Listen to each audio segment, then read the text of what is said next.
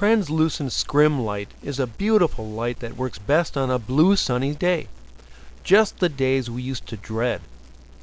It involves hard sunlight passing through a white sheet of material, producing a clean white soft light when the subject is close to it. As with any commercial product, they come and go depending on the marketplace. So some of the things I'll be mentioning aren't made anymore, but this one still is. You just need a light stand and a reflector arm holder to hold it. It takes the fear out of shooting in sunlight. Just place it close to the subject, in between the sun and the subject. This should make it clear which is best.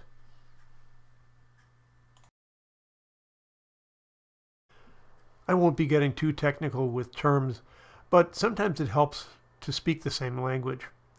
These are the various aspects of lighting contrast. Sunlight images have a wide range of tones, from deep shadow to bright specular highlights. That makes it hard for cameras to record that wide range. Scrimmed images have a more compressed range of tones. This makes them easier to capture and to print with detail in the important areas, like skin tones.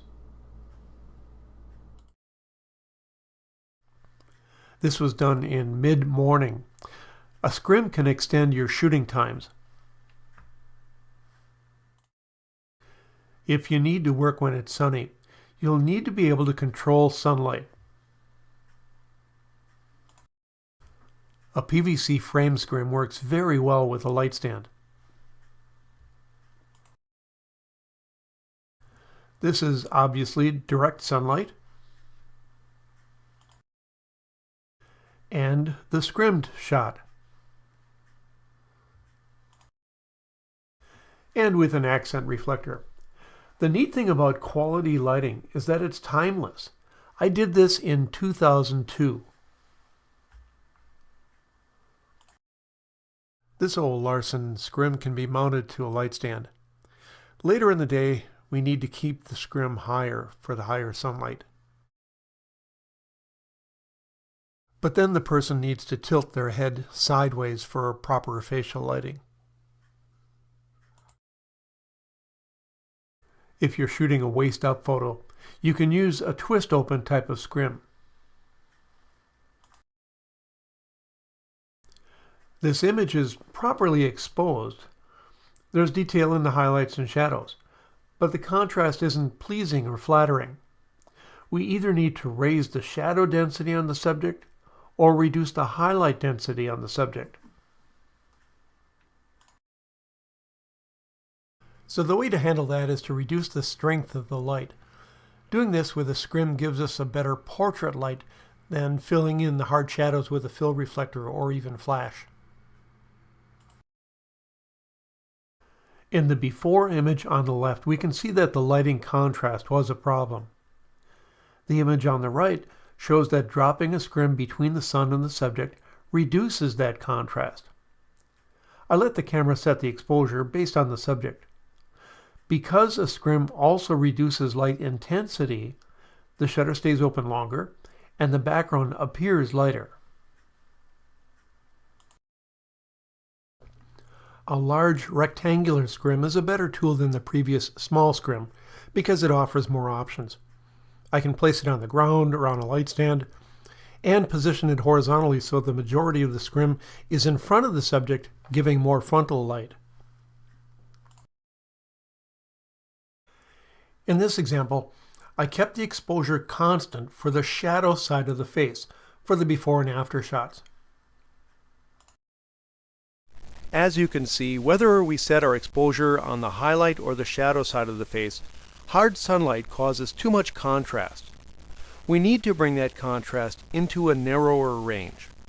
A scrim is a great tool to accomplish that.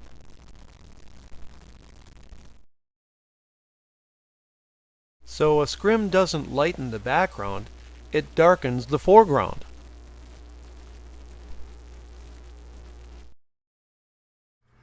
An overhead diagram shows how the scrim softens the sun's light. Although the sun is large, it's so far away that it becomes a small point source, making hard shadows and specular light. Because the scrim is close and large relative to the subject, it produces softer light.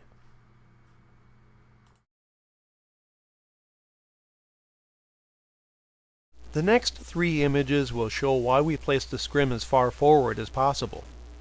We'll start by showing the lighting setup with the subject correctly placed. You'll see that the scrim is horizontal. I use it that way if I don't have a lot of vertical area that I need to show.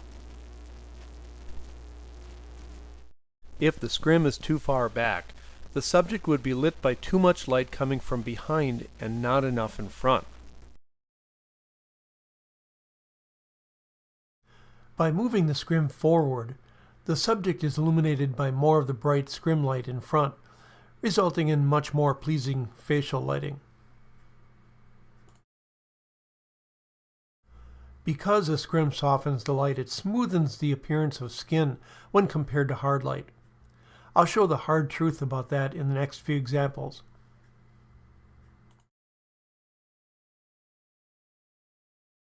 Hard sunlight from the side accentuates rough skin. Soft light masks those imperfections because it's larger and fills in those shadows. This rather brutal close-up of the previous image shows that we'd have to spend more time on retouching than we would on this one. Neither image has been retouched.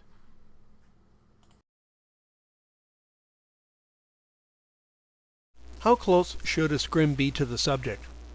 When a scrim is far away, it becomes a gobo, only blocking sunlight.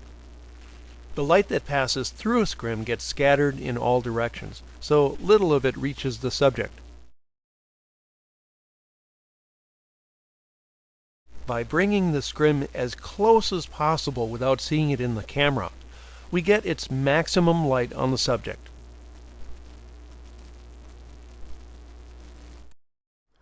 The following 4 photographs will demonstrate the effect called key shifting. Because the girl is wearing a white dress, I want the background to be very light, to be in the same key. With the scrim relatively far away from the subject, it not only subtracts much of the sunlight, but because of the inverse square law, not much of that scrim's diffused light reaches her. So she's in deep shade. Then the camera readjusts for that, making the shutter stay open longer, rendering a brighter background. By the way, if it's too windy to put the scrim on a light stand and you have no assistant, you can set your camera to self-timer and hold the scrim yourself.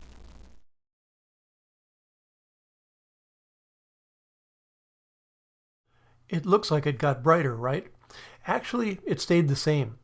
When we readjusted the camera for the subject's lower exposure in partial shade, the background that is still in full sunlight is rendered lighter.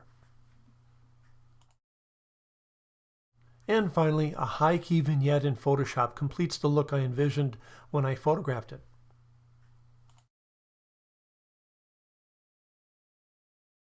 Sometimes I need to resort to a Photoshop cut and paste technique to correct the lighting problem. The highlight lighting on this image is too strong, but I used this exposure for the overall view. Then I had his dad hold a small scrim in the path of the sunlight. I used this image of his face.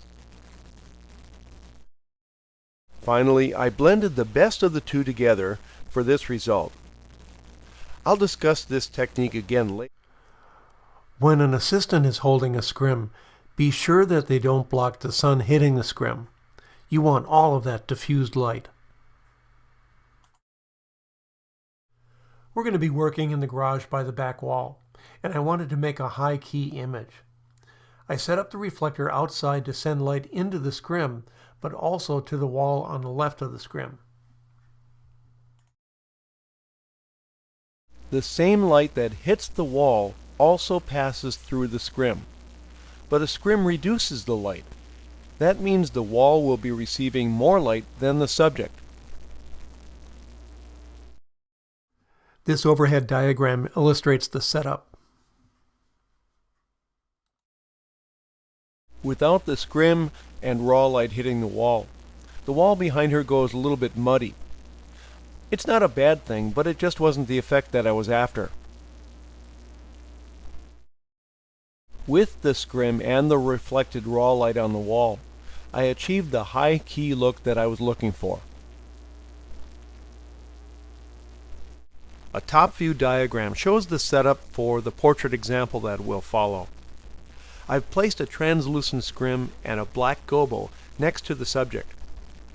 When raw sunlight hits the white translucent panel, soft light passes through it and illuminates the face. Because the scrim is in front of the subject, its light reaches the far side of the face as well. The black gobo blocks light that would come from behind the subject if it were a translucent scrim.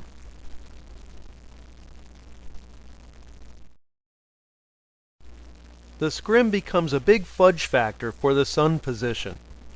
The sun could be behind, in front, above, or below the subject's face. We'll light the front of the subject's face by placing a translucent scrim in front and block the sun's light behind her with an opaque gobo. And this is the view from the other side.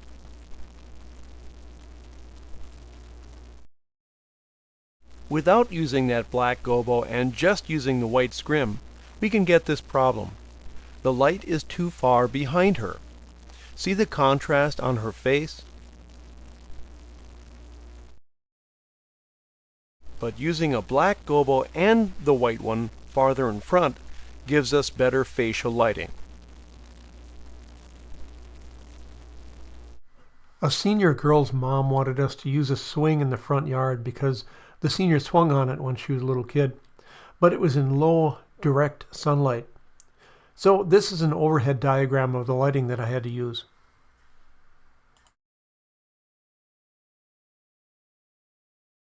I placed a black gobo to block the sunlight on her, and two scrims in front of her to create a long source of frontal light.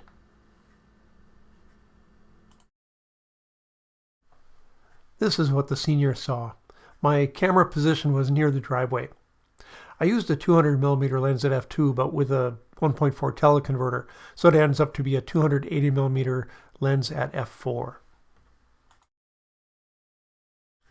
That got me the high key, soft light, and shallow depth of field that I was looking for.